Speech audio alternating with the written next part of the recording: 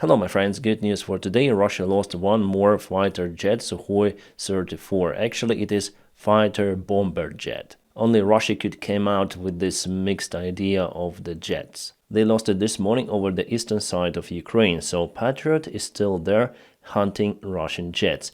For 2 days they lost 4 of their very rare airplanes. This is how the airplane looks like, very similar to Sukhoi 35 or to Sukhoi 30, but there are 2 of the pilots. One is bomber operator and also navigator, and the other one is the main guy, captain, who flies the airplane in most of the cases. As you can see on this image, it has the refueling in flight capability. Because of 2 pilots, engineers had to widen the cockpit, so the fuselage of the airplane, it creates more drag and also adds more systems, more metal, more weight to the airplane. That's why I don't really see the reason for this airplane to exist. Yes, it might take more payload compared to Sukhoi 35, but at the same time it has a lower range. For bomber it's critical. And the payload basically is not that significantly higher for this airplane compared to Sukhoi 35, but it is a little cheaper, let's say, and Russia continued to make them. Together with Sukhoi 35, they produce around 17-18 airplanes per year.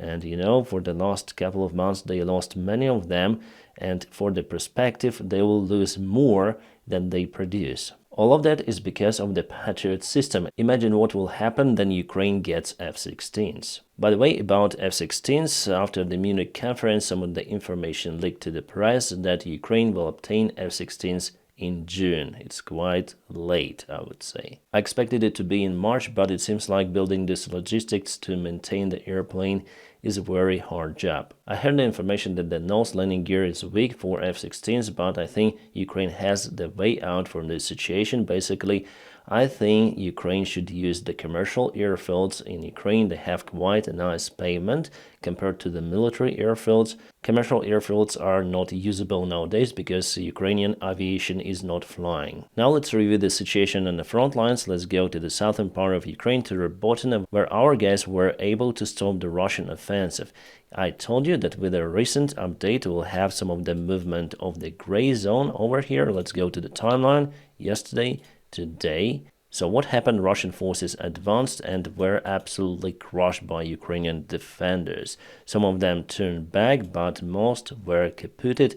We also have the drone video of the combat itself. Let me show it to you. And Russia used even T-55 tanks for this attack. I'll for sure publish this video fully on my Telegram channel, but according to this platform requirements, guys, I'm just able to show you some of the screenshots. So Russian convoy advanced using the single road. After Ukraine started to attack them with FPV drones and artillery, they start to turn to the fields.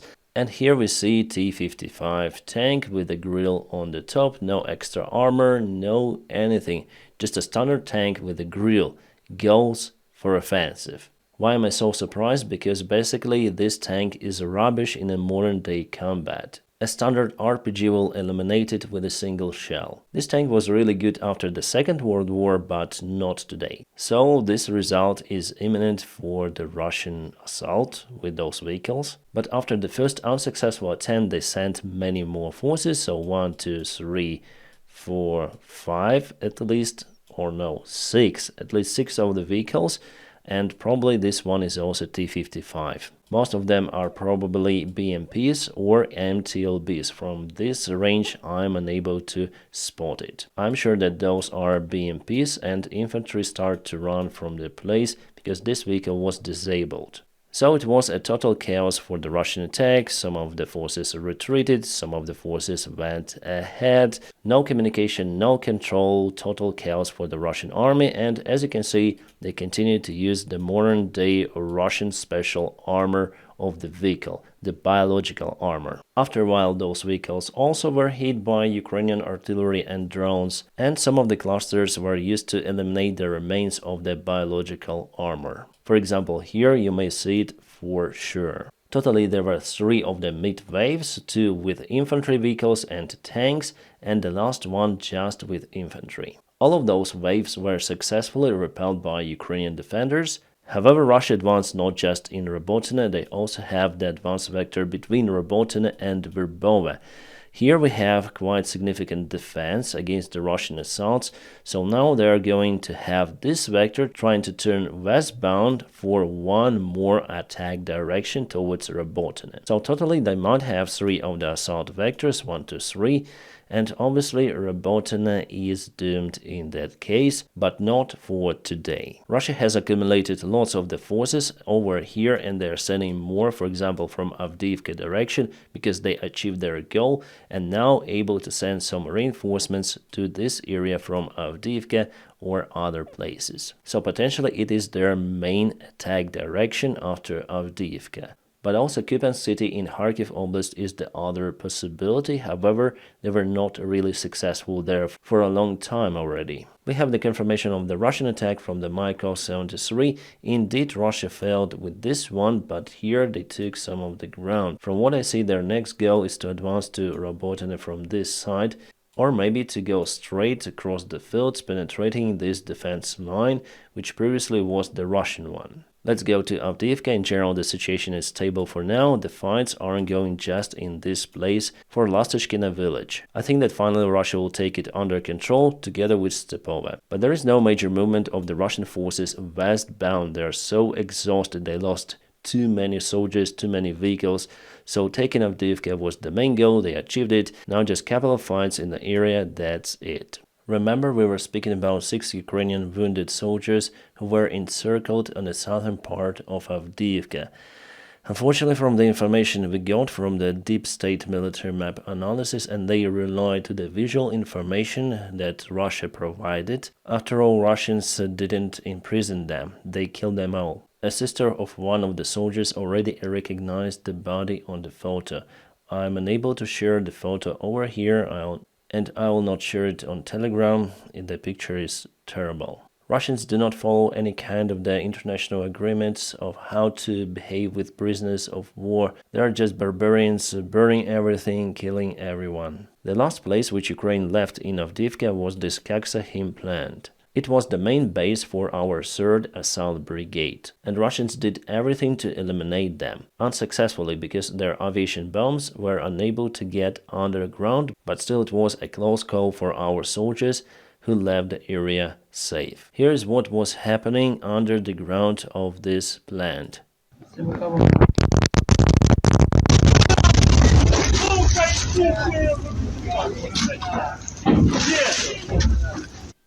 They are safe, but still it was very close, right over the top of this tunnel or underground room.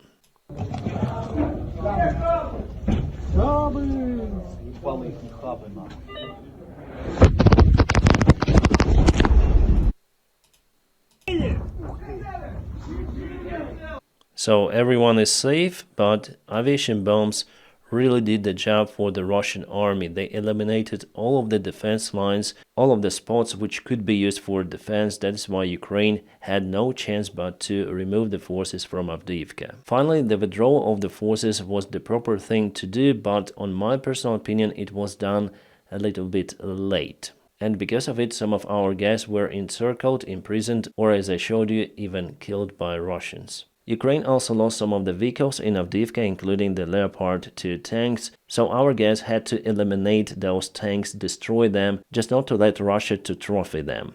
This is the Leopard 2 A6, very capable modern tank, and Ukraine used Bradley to eliminate and finish the tank. After all, it caused the fire and it kaputted. Now the Russian army also has the other assault direction from the Bakhmut city towards Ivanovsk and Chasiv Yar. Our soldiers already predict the fights for Chasiv Yar, and they say that they need to dig down lots of the trenches to secure the perimeter. Recently Russia advanced towards Ivanovsk. It was yesterday and it is today. Let's check out the satellite image just to update. So they are very close to the settlement. This is the village, quite a big one with many of the streets, and they use this road for the advancement. So soon there will be a heavy fight just in this village. Poland, do something with your protesters, because they're blocking the railroad even. They're blocking the roads not just for commercial transport, but for everyone, all the cars, all the buses, and police, as you can see, just walking there, no one does anything to stop those freaks. And here's the video from the bus. You can see many of the Polish protesters blocking the way for people who are leaving Ukraine because of the war, or maybe to see their relatives, and so on. Polish protesters also blocked the military support for Ukraine. Volunteer support, drone delivery, everything of that is stopped. I personally got some drones as a gift, and I have some volunteer in Poland. I was up to send him those drones for him to deliver those to Ukraine, but now I'm unable to do it because the border is blocked, so I'm searching for an alternate way to do it, and I'll do it probably next week via the other country. Just look what this prick does with the Ukrainian grain after they cut Ukrainian truck and put everything down to the asphalt. See how he hates Ukrainian grain. I don't like Ukrainian grain, even for transit. I don't want it to go through the Polish territory. At the same time, they are giving the green light for the Russian grain to transit. And look what they have over here in this banner. They call us "Get out, son of the bitches" from Poland. Should Ukraine stop fighting for those so-called Polish farmers feel the real Russian peace on their territory? Poland and Polish people, please do something with your protesters because they do lots of the harm between our relations. Inaction to stop them means the supportive action. At the same time, we have good news from Europe too.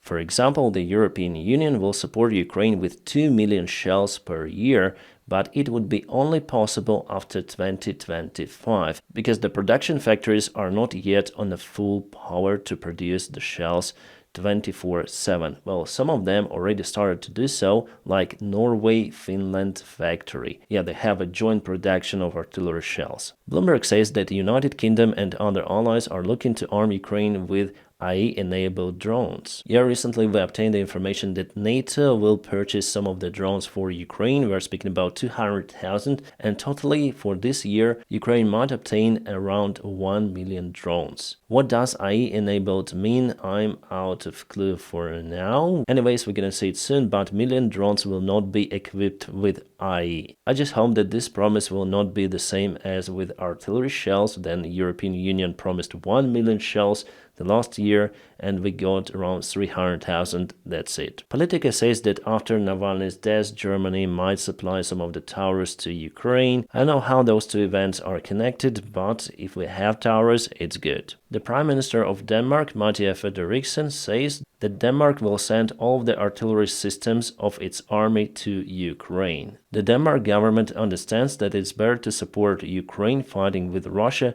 than to fight on its own. A Russian deputy prime minister threatens Norway over Svalbard archipelago. He stated that Russia should establish its sovereign right over those islands in the Arctic Ocean. However, this territory belongs to Norway according to Svalbard Treaty dated from 1920. It recognizes this territory as the part of Norway.